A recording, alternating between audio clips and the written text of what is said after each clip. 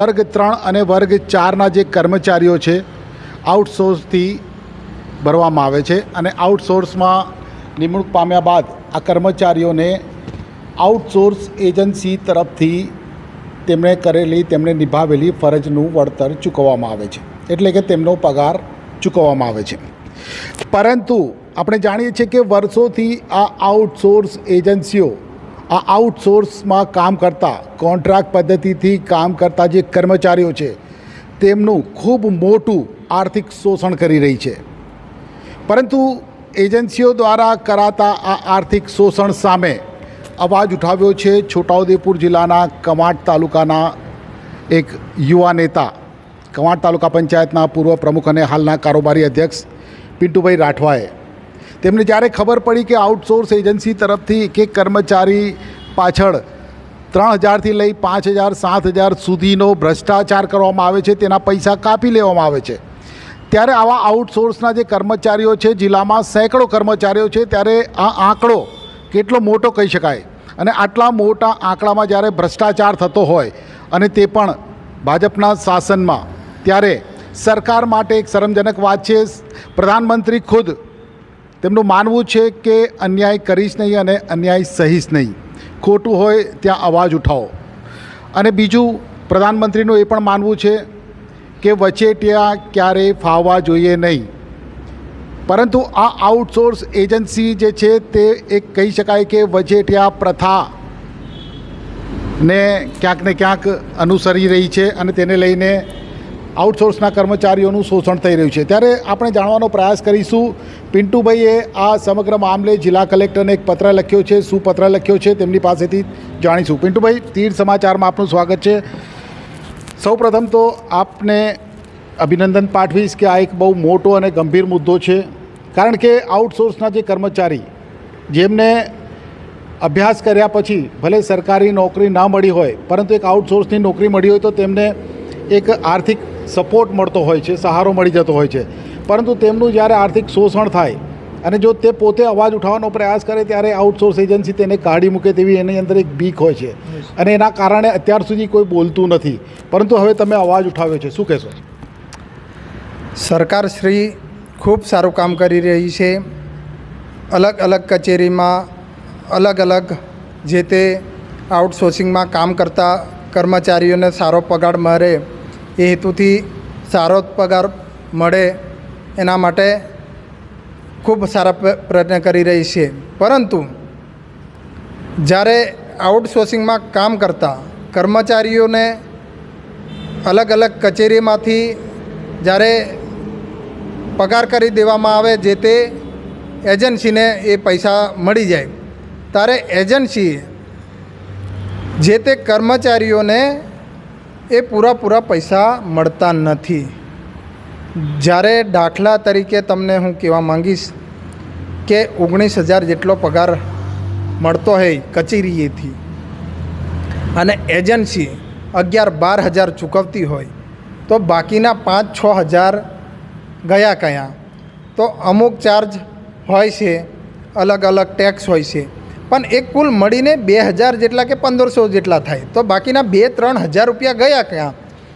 તો એજન્સી દ્વારા કોમ્પ્યુટરમાં અલગ અલગ એડિટિંગ અલગ અલગ ચાર્જ બતાવી દે છે, જે હકીકતમાં હોતા નથી।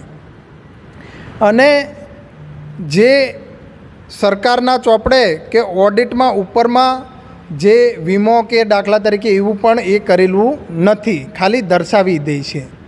તો આ બધું એજન્સી ખૂબ મોટો મારા જિલ્લામાં ભ્રષ્ટાચાર કરી રહી છે।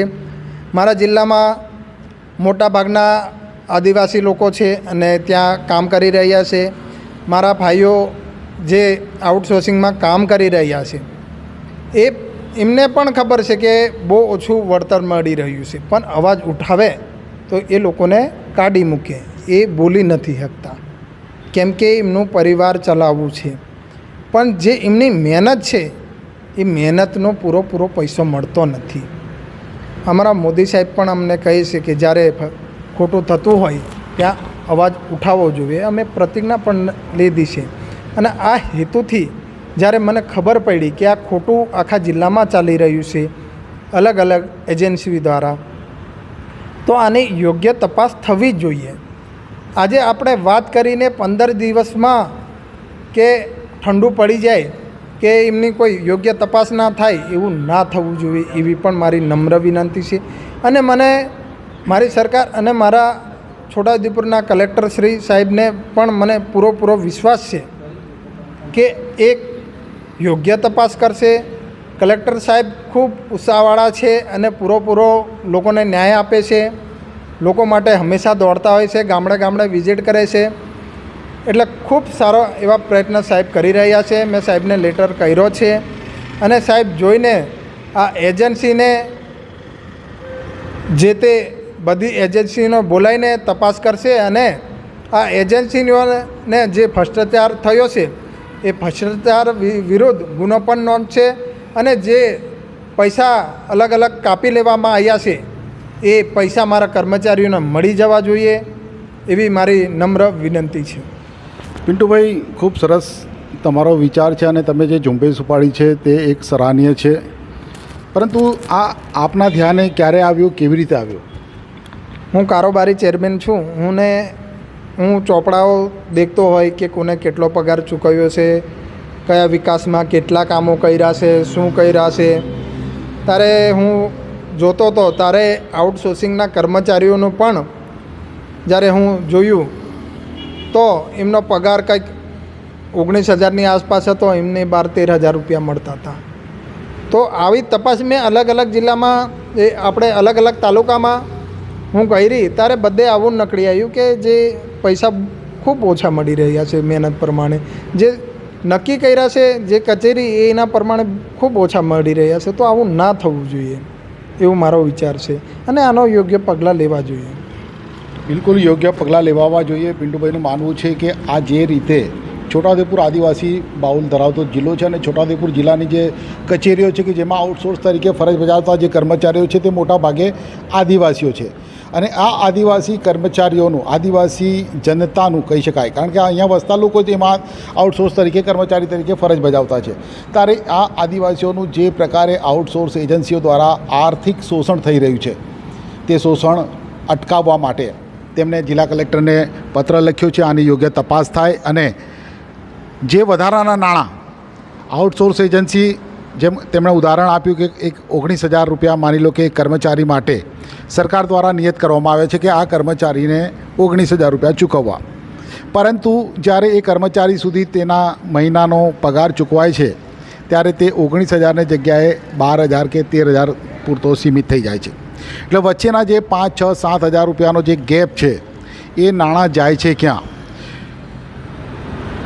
માનીએ કે પીએફ સહિતની જે ટેક્સીસ છે એ દરેક કર્મચારીનું કપાતું હોય છે તો એની રકમ 5-7 હજાર રૂપિયા ન થાય, પરંતુ એજન્સી દ્વારા ખોટી રીતે આ નાણાં કાપવામાં આવે છે. અને ઘણી જગ્યાએ તો મેં એ પણ જોયું છે કે કર્મચારી પાસે 19,000ના મસ્ટર ઉપર સહી કરાવવામાં આવે છે, 19,000ના વાઉચર ઉપર સહી કરાવવામાં આવે છે કે ભાઈ મને 19,000 રૂપિયા મળી ગયા અને ચૂકવવામાં આવે છે 12,000 કે 13,000. આ પ્રકારની સ્થિતિ પણ ભૂતકાળમાં મેં જોઈ છે અને તેને લઈને ક્યારેક કેટલાક આઉટસોર્સના કર્મચારીઓએ અવાજ પણ ઉઠાવ્યો. જિલ્લા કલેક્ટર કચેરીની અંદર પણ આ જ રીતે આઉટસોર્સ કર્મચારી જે કામ કરી રહ્યા છે તે લોકો દ્વારા પણ ભૂતકાળમાં અવાજ ઉઠાવવામાં આવ્યો હતો અને આઉટસોર્સ એજન્સીને તત્કાલીન જે તે કલેક્ટર દ્વારા બોલાવવામાં આવ્યા હતા અને ત્યારબાદ તેમાં ક્યાંક થોડોક સુધારો પણ થયો હતો. પરંતુ ક્ષણિક જે આ સુધારા થાય છે, થોડાક સમય માટે સુધારા થાય છે, ફરીથી જે છે તેની સ્થિતિ નિર્માણ થાય છે. પરંતુ પિન્ટુભાઈનું માનવું છે અને મારું પણ એ જ માનવું છે કે સરકાર ચૂકવે છે તો પૂરા જ નાણાં, તો પછી એજન્સી થકી શા માટે જે તે કચેરી કે જે તે સંસ્થા એ કર્મચારીને સીધું ચૂકવણું કેમ ના કરી શકે? જો તેને સીધું ચૂકવણું કરે તો આ જે પદ્ધતિ છે, જે ભ્રષ્ટાચાર થઈ રહ્યો છે, જે વચેટિયા પ્રથા ચાલી રહી છે તે સંપૂર્ણ રીતે નાબૂદ થઈ શકે છે.